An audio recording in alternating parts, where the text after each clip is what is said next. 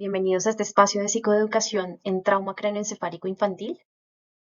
Un gusto tenerlos acá, señor Carlos y señora María, para hablar más de su hija y la situación actual que presenta, que puedan comprender el porqué de los comportamientos que observan y cómo podemos acompañarla en este proceso.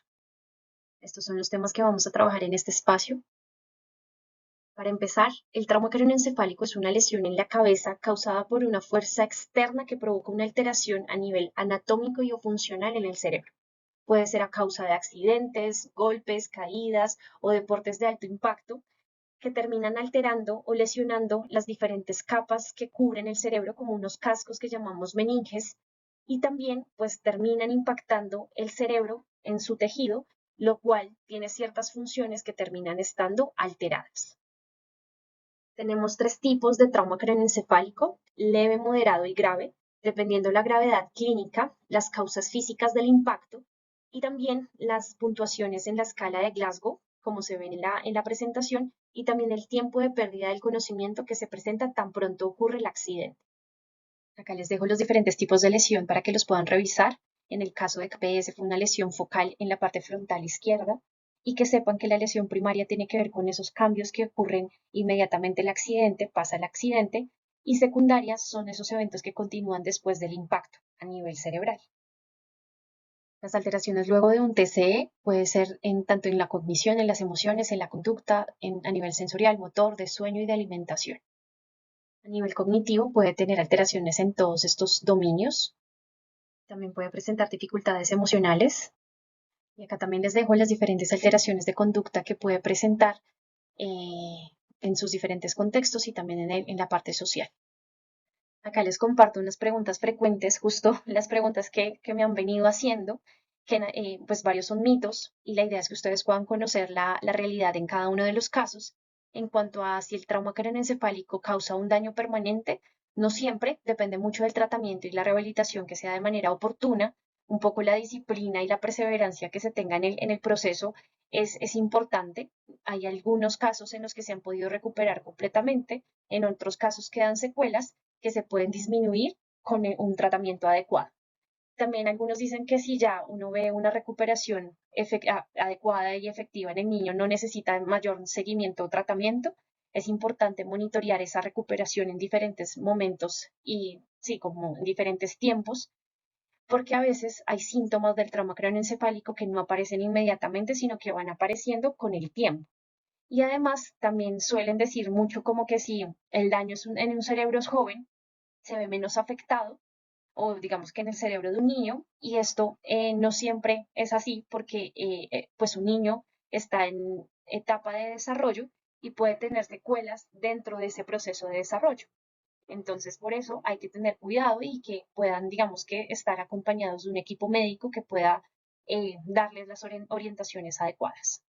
Les quería compartir este término que es muy valioso para el proceso que tenemos con KPS, y es que ustedes sepan que el cerebro tiene plasticidad cerebral. Es una capacidad del cerebro para reorganizarse y adaptarse a lo largo de la vida, respondiendo a la experiencia, a los aprendizajes y también cuando hay momentos de daño cerebral, él logra reorganizarse y adaptarse a ese daño para recuperar y ser lo más funcional posible. De esta manera, esta capacidad, esta plasticidad cerebral es la que tenemos que aprovechar dentro de los espacios terapéuticos y también en el trabajo que ustedes hagan como familia y en el colegio, porque realmente todos los contextos van permitiendo que se reorganice el cerebro y que responda a la recuperación de la lesión. En el caso de su hija, en las dificultades de atención que presenta, les recomiendo que puedan construir un horario con las diferentes actividades de la casa, con metas de tiempo y que se puedan ir haciendo seguimiento al control de tiempos para irlos disminuyendo de manera gradual. También es muy importante que se empiecen a identificar los distractores para disminuir los distractores en sus diferentes contextos en el momento de desarrollar una actividad. En cuanto a las dificultades de memoria, será muy importante el uso de diarios o agendas para registrar las diferentes actividades y que a través de esta estrategia de sustitución pueda ir haciendo seguimiento y checklist como a esas actividades. También dar instrucciones muy sencillas, fragmentadas, concretas, además de utilizar recordatorios y calendario visual para las actividades del horario, ya que esta información con componente visual le puede facilitar su recuerdo.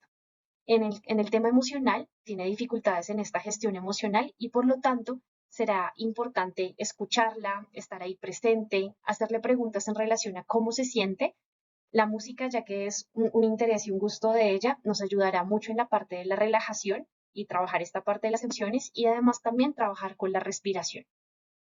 En la parte de la motivación, sé que ha perdido el interés por hacer diferentes actividades, por lo tanto es muy importante elegir actividades o que en el día a día pueda ella elegir actividades de su interés, de su gusto, porque así logramos poderla enfocar y trabajar el proceso atencional y de memoria basado en actividades de su interés.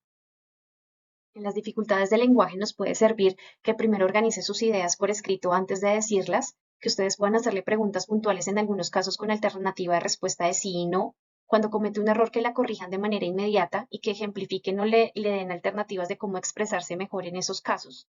Para facilitar la comprensión es muy importante explicarle las cosas despacio y paso a paso y que también aprenda a tomar turnos para tomar la palabra para la organización, la planeación, la flexibilidad, para que se pueda ajustar a diferentes contextos, es muy importante ejemplificar acciones y conductas que se esperan de ella, de cómo podría actuar en ciertas situaciones. Darle ejemplos será muy importante desde modelar ustedes cómo actuarían en esa situación y se lo hacen a ella de manera explícita.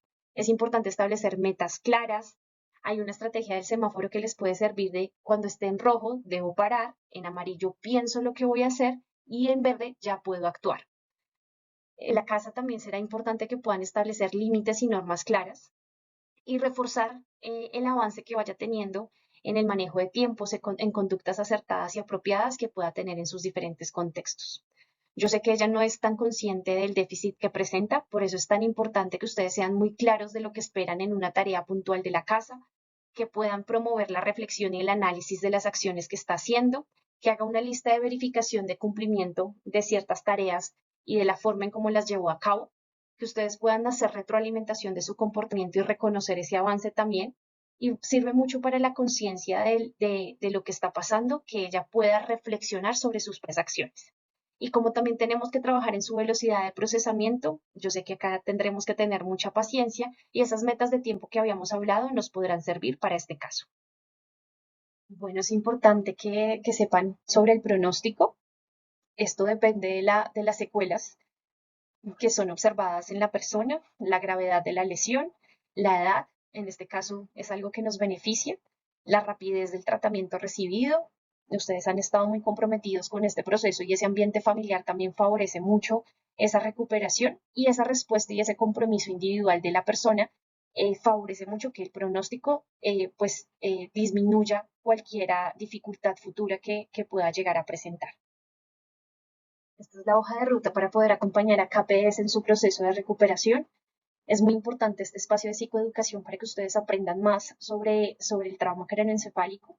Los resultados de la evaluación neuropsicológica nos dan un perfil cognitivo para poder establecer ese plan de intervención y poder trabajar en sus puntos fuertes y débiles que identificamos. Es muy importante que ustedes puedan seguir las recomendaciones médicas y además que el trabajo que se haga con KPS sea con un equipo interdisciplinario. Por ejemplo, la terapia ocupacional también puede ser de mucho valor para KPS y también la psicoterapia. Este trabajo articulado nos va a dar muchas ganancias, que implica también involucrar a la familia, a ustedes en este proceso. Es muy importante porque la rehabilitación no se da en el consultorio, sino en su contexto real, trabajando también en el colegio, porque es una meta que tenemos de que pueda retomar su colegio y que, pues digamos que estén todos sintonizados y esos diferentes cambios y avances se vayan reportando en los diferentes contextos.